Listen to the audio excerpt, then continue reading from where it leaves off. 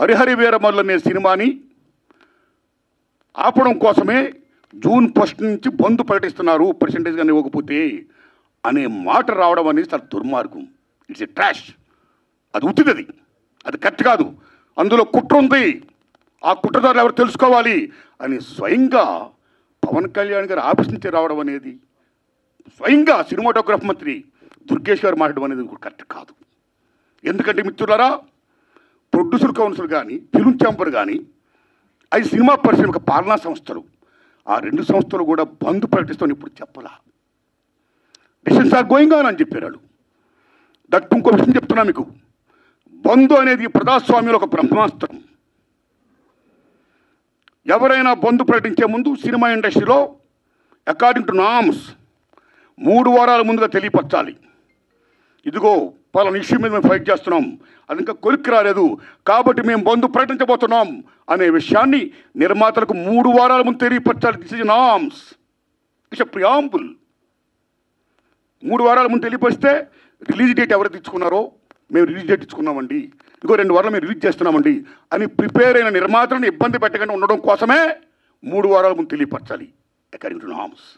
So June 1 bandh ప్రకటిస్తే ఒకవేళ June 12 అంటే 2 వారాలు కూడా కాదు కదా. ఏ రకంగా మీకు హరిహర వీరమల్లుకి అది వర్తింపు చేస్తుందండి? అది కరెక్ట్ కాదు. పవన్ కళ్యాణ్ గారి మీద ఎవరైనా కుట్ర పంపుతారు. తెలుగు చలనచిత్ర పరిశ్రమలో విశ్వవిఖ్యాత నట సార్వభౌమ ఎన్టీ రామారావు గారు, భారతదేశంలో ఎన్టీఆర్ మన తెలుగు జాతిని ఖ్యాతిని చేసిన మహనీయుడు. As a politician, as a CM, like this anything else. ఎంత గర్విస్తామో. తర్వాత మళ్ళీ మంచి గొప్ప పేరు తెచ్చుకొని ఈవేళ ఒక జనసేన పార్టీ పెట్టి ఈవేళ డిప్యూటీ సీఎం అయ్యారంటే వీఆర్ ప్రౌడ్ ఆఫ్ ఇట్. మన తెలుగు చిత్ర పరిశ్రమ మొత్తం అంతా గర్విస్తుంది. Hats off to Pawan Kalyan garu, Chandrababu Naidu గారికి సెల్యూట్. మేము పవన్ కళ్యాణ్ గారిని ఏ రకంగా దుర్మానం కాము, కానీ పవన్ కళ్యాణ్ గారు ఆఫీస్ ఆ రకంగా కరెక్ట్ కాదు రావడం. ఓకే, వచ్చిందనుకోండి, ఇష్యూ వస్తే మహాత్మా గాంధీ ఏమన్నాడు?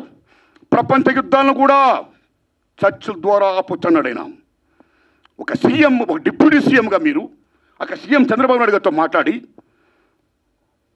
హరిహరి వీరమల్లు అనే టాపిక్ మీరు ఎత్తకుండా, ఓకే మీ ఇండస్ట్రీ కష్టాల్లో ఉన్నప్పుడు రండి, మన సిట్టింగ్ చేసుకుందాం రండి, మాట్లాడుకుందాం రండి అని చెప్పుకుంటూ ఒక పెద్ద రోల్ ప్లే చేసి ఉంటే ఒక చలనచిత్ర పరిశ్రమ బిడ్డగా మిమ్మల్ని మేము ఎంత గౌరవించేవాళ్ళం సార్. ఎంత బాగుండేది సార్, ఎంత బాగుంటుంది సార్. ఆ పని చేయండి సార్ పవన్ కళ్యాణ్ గారు.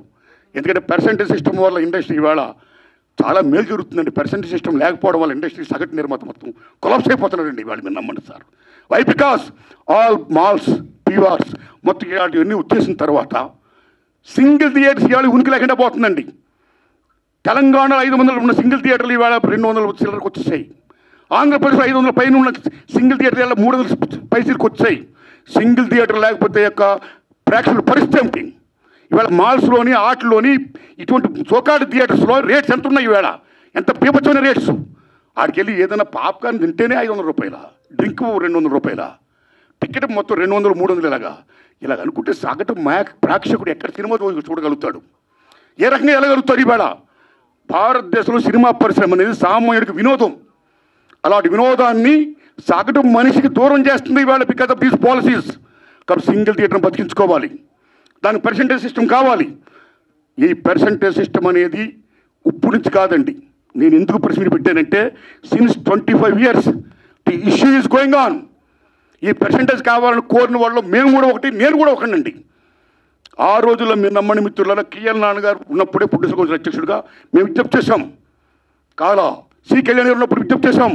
కాలా కిరణ్ గారు ఉన్నప్పుడు విజ్ఞప్తి చేశాం. కాలా అలాంటి దశలో మీరు నమ్మండి, ఇదే ఫిల్మ్ ఛాంబర్ ముందు టెంటలు వేశాం. అక్కడ ఓ సురేందర్ రెడ్డి గారు, ఓ నట్టి కుమార్ గారు, ఓ మోహన్ గారు, ఓ బెక్కం వేణుగోపాల్ గారు, నేను ఇంకా అనేక మందిని ఈ ఉద్యమాలు చేస్తున్నప్పుడు ఆదిశేషవరరావు గారు, తమ్ముడు భరద్వాజ్ గారు, కేఎస్ రామారావు గారు, చంద్రబాబు శ్రీనివాసరావు గారు, అచ్చిరెడ్డి గారు, కృష్ణారెడ్డి గారు పెద్దలందరూ సంఘీభం ప్రకటించారు. ఎన్ని చేసినా ఏమీ కాల.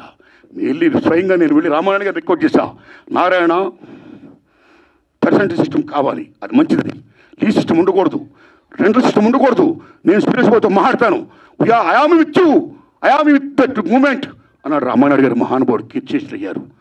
అది ఇప్పుడు తత్తులు ఫలపరం కాల. ఆ తర్వాత అల్లు అరవింద్ గారిని రిక్వెస్ట్ చేశాం, నారాయణమూర్తి అందరం కలిసి చర్చించుకున్న విషయం మీద ఏది మంచిగా చేద్దాం అన్నాడు ఆయన. కానీ మంచి అనే పర్సంటేజ్ జరగల.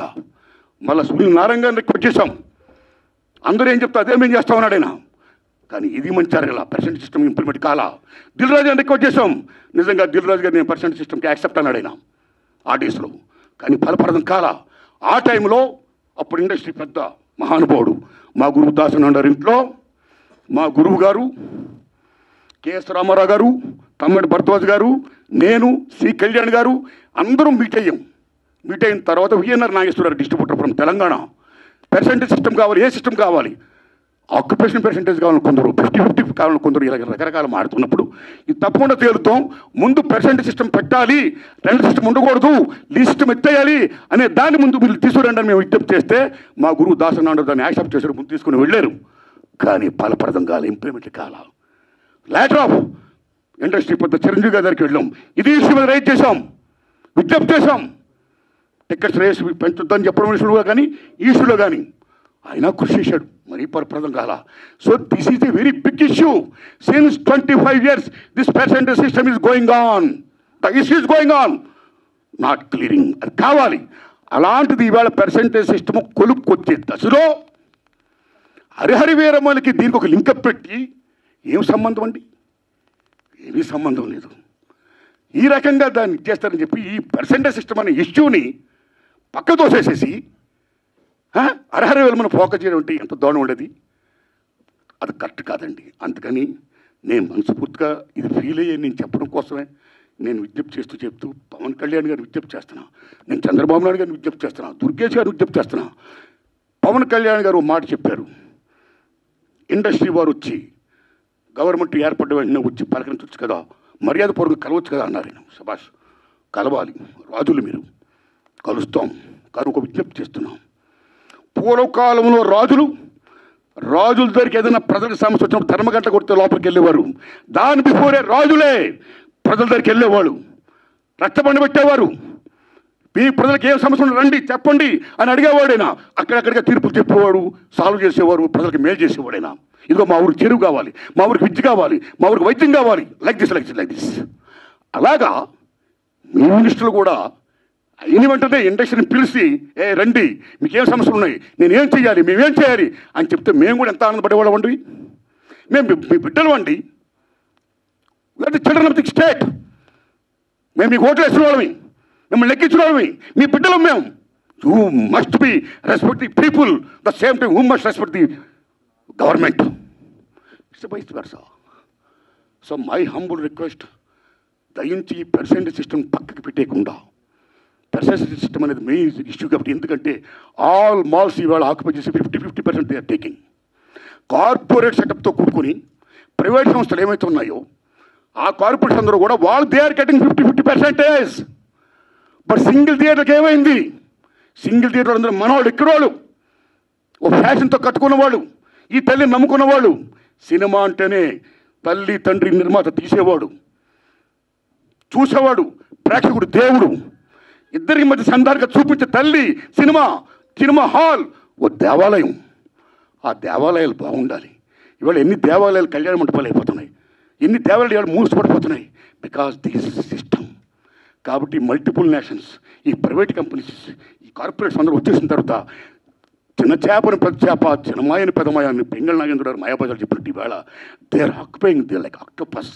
కాబట్టి చిన్న నిర్మాతని బతికించుకోవాలి, సింగిల్ థియేటర్ని బతికించుకోవాలి. The same time percentage system ఉంటేనే ఇద్దరు బాగుంటారు. కాబట్టి ఈ దశలో పవన్ కళ్యాణ్ గారు నేను విజ్ఞప్తి చేస్తున్నా, పర్సంటేజ్ సిస్టమ్ ఉంచండి సార్, దాన్ని ఫుల్ఫిల్ చేయించండి సార్. అది ఎలా చేస్తే బాగుంటుందో ఆలోచించి దానికోసం మీటింగ్ పెట్టి సక్సెస్ చేయించండి సార్. ఈ దశలో producer council and film chamber నేను విజ్ఞప్తి చేస్తున్నాం. ఆల్రెడీ మీరు విశాఖపట్నంలో మీటింగ్ అయ్యారు. ఏ మీటింగ్ చేసుకున్నా సరే 25,000 బట్టి రావణ కాష్టంలా కాలుతున్న ఏ పర్సెంటేజ్ సిస్టమ్ అయితే ఉందో దాన్ని మీరు మళ్ళీ పక్కకి దోసేయకుండా, ఏదేదో దాన్ని అడ్డం పెట్టి దాన్ని మళ్ళీ అడ్రస్ లేకుండా చేయకుండా ఆ పర్సెంటేజ్ సిస్టమ్ విషయంలో కొలుక్కొచ్చి ఇంప్లిమెంట్ చేసి సగటు నిర్మాతను బ్రతికించండి. అప్పుడే మా సినిమాలు చూస్తారు జనం, లేకపోతే ఓటీలు చూస్తారండి. ఇవాళ మాలా జనం రావాలంటే బడుగు బలహీన వర్గాలు రావాలంటే ఎక్కడ వస్తారండి? వాళ్ళ కొలత డబ్బులు పెట్టి ద కాంట్ కమ్. ఆ ఓటీలు వస్తుంది చూద్దాంలే. ఎన్ని సినిమాలు ఇవాళ బాగా ఆడుతున్నాయండి? పర్సెంటేజ్ సిస్టమ్ ఎంత తగ్గిపోయిందండి. కాబట్టి సినిమా బతకాలన్నా, సగటు నిర్మాత బతకాలన్నా, 80% ఆఫ్ ఇండస్ట్రీ బతకాలన్నా మనుగడ ఉండాలి. సరే, పర్సెంటేజ్ సిస్టమ్ కావాలి. ఆ సిస్టమ్ కోసం పెద్దలందరూ కృషి చేయాలి.